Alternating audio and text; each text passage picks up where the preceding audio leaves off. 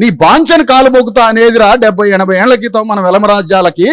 కానీ అంబేద్కర్ రాజ్యాంగం వచ్చినాక జనం అందరికీ తెలివి మీరి ఓటక్కొచ్చి మన వెలమ రాజ్యాలకే ముప్పు వచ్చిందిరా అని ఈ వెలమ రాజులంతా కలిసి తెలంగాణ వాదం అని ఒకటి అడ్డం పెట్టుకొని మళ్ళా వెలమూలు రాజ్యానికి వచ్చిర్రమ్మా.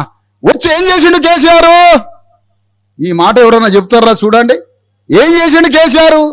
అరే మన వెలమ రాజ్యాలని 1000 లక్షల ఎకరాల భూములు కలిగిన మన వెలమ జమీందారి రాజకోటల్ని అంతఃపురాల్ని గడియల్ని గుల్చింది రాజ్యాంగమేరా, దీన్ని తీసి పారేయాలి అనుకున్నాడు కేసీఆర్.